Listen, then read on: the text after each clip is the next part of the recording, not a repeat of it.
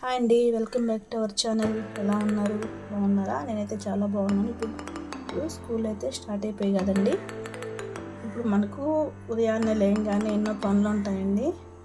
ఆ పనులను చూసుకుంటూ వంట చేసి పిల్లలకు పెట్టి పంపించాలి కదా. ఆ అవసరానికి మనకు కావాల్సినవి ఏదన్నా తాలింపుకి కారపొడి, సాంబార్ పొడి అలాంటివి ముందుగా ప్రిపేర్ చేసి పెట్టుకుంటానండి. నేను అది ఎలా చేయాలో నేను చూపిస్తాను. ముందుగా స్టవ్ ఆన్ చేసి అది పెట్టుకొని ఎండుమిర్చి అండి. ఈ ఎండుమిర్చి డ్రైగా వేయించుకోవాలి. ఇది మనం తాలింపుల్లోకి మన కారపొడి అలా వేసుకుంటాం కదండి. అలా కాకుండా ఈ ఎండుమిరపకాయలు ఇట్లాగా డ్రైగా రోస్ట్ చేసుకొని మిక్సీకి వేసి పక్కన పెట్టుకొని తాలింపుల్లో కానీ ఇట్లా చేసుకుంటే చాలా టేస్ట్గా ఉంటుందండి. నేనైతే ఎప్పుడు ఇలా వేసి పెట్టుకుంటాను.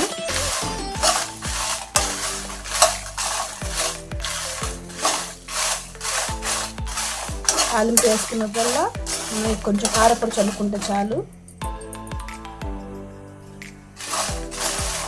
సరే, ఆయిల్ లేకుండా డ్రైగా వేయించుకోవాలి. వాయిస్ అయినట్టు అనుకుంటున్నారండి. వాయిస్ జలుబు చేసేస్తుందండి బాగా.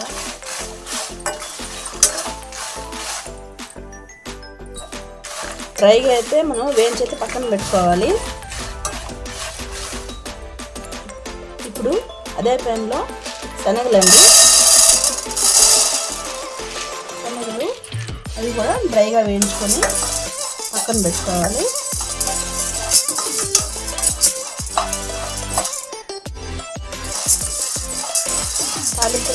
కొన్ని తాలింపులోకి మామూలు కారపొడి, కొన్ని తాలింపులోకి శనగపొడి అలా వేసుకుంటాం కదా.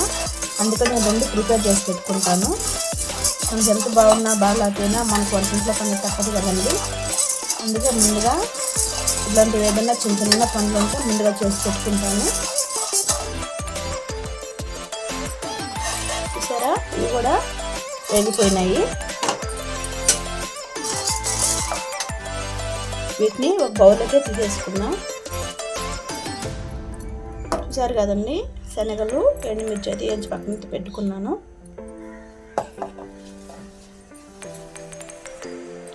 ఇప్పుడైతే మనం తాలింపులకి వాటికైతే రెడీ చేసి పెట్టుకున్నామండి. ఇప్పుడు వేరుశనగపప్పు కారపొడి అయితే చేస్తున్నాను. ఈ వేరుశనగపప్పు కారం పొడి మనకు రైస్లోకైనా సరే, దోశ ఉదయాన్నే మార్నింగ్ టిఫిన్ చేసినప్పుడు అవసరానికి ఈ కారపొడి అనేది చాలా ఉపయోగపడుతుంది. చాలా టేస్టీగా కూడా ఉంటుందండి ఇది. వీటిని ఫ్రైగా వేయించుకోవాలి. కొంచెం ఆయిల్ వేసుకొని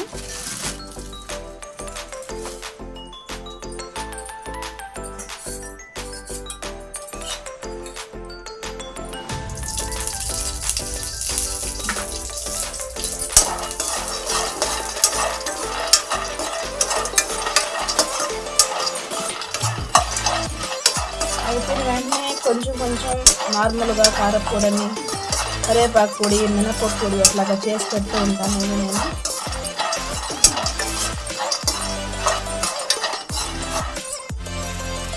నేను మామూలుగా వంటగది సర్దినప్పుడు కదండి, ఈ బాక్స్ని క్లీన్ చేసుకున్నాక మనం పప్పులన్నీ పోసుకుంటాం కదా.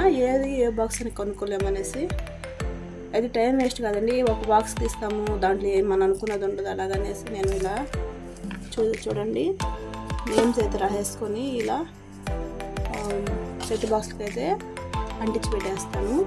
చూడండి, ఇది బఠానీ మీల్ మేకర్స్, ఇది ముడిశనగలండి, ఇది వచ్చి సేమియా, ఇది వచ్చి ఇడ్లీ రవ్వ అట్లాగండి. ఇడ్లీ రవ్వ, పెసరపప్పు, కందిపప్పు, వేరుశనగపప్పు, ఇది సగ్గు బియ్యం, ఇది ఉప్మా రవ్వ. అలాగా నేనైతే స్టిక్కర్ అయితే పెట్టేస్తాను.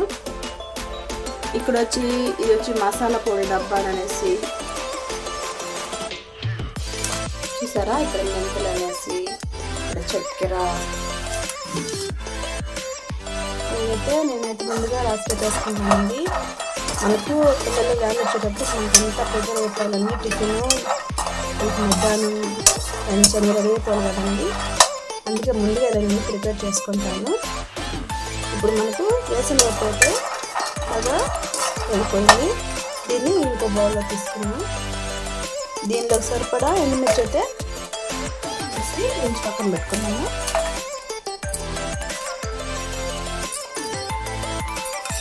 దీన్ని కొంచెం ఆయిల్ వేసి ఇది కూడా వేయించేసుకున్నాం.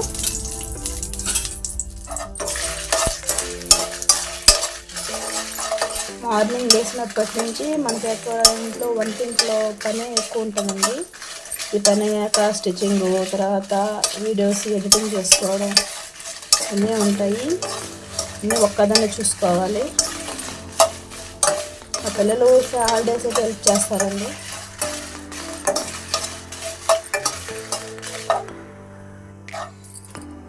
క్షణం తీరికలేదు, దమ్మిడి ఆదాయం లేనట్టు ఉంటుందండి నా పరిస్థితి. ఉదయం లేచినప్పటి నుంచి సాయంత్రం పొద్దున దాకా ఏదో ఒక వర్క్నే ఉంటుందండి.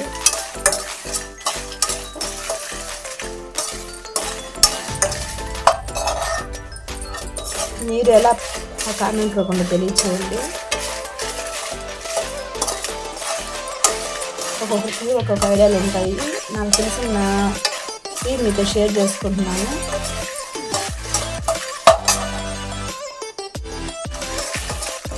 ఇవి కూడా ఏం చేసుకున్నాము,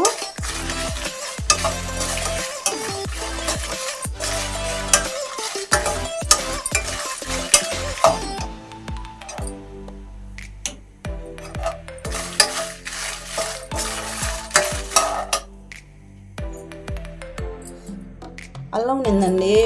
చాలా అల్లం ఉండేసరికి దీన్ని కూడా పొట్టు తీసి పక్కన పెట్టాను. ఇది కూడా కొంచెం మిక్సీకి వేసి అల్లం పేస్ట్ చేసి పక్కన పెట్టుకోవాలంటే ఏదైనా అవసరానికి ఉపయోగపడుతుందని. ఇప్పుడు ఏదైనా టీ పెట్టుకుంటామండి, దాంట్లో కొంచెం వేసుకోవచ్చు. హాట్ వాటర్ తాగుతుంటాం కదండి, నేను కొంచెం అల్లం వేసుకొని హాట్ వాటర్ తాగుతాను.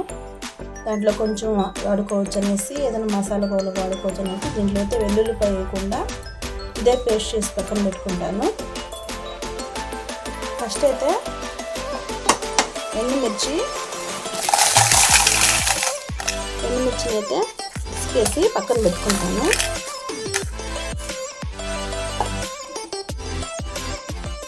చూసారా, మిక్సీకి అయితే వేసుకున్నాను. దీన్ని బౌల్లోకి అయితే పెట్టేసుకున్నాను.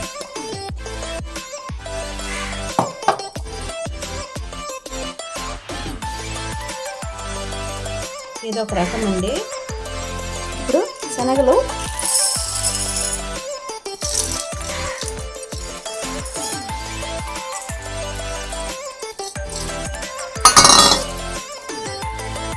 ఎండుమిర్చి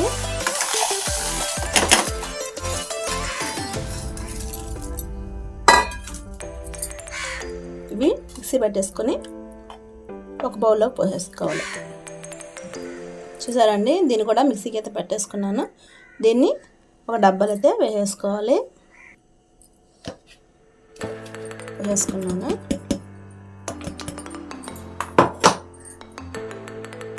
తాలింపుకి మనము వేయించి పెట్టుకున్న కారపొడి అయితే 2 రకాలు అయితే వేసేసుకున్నాను.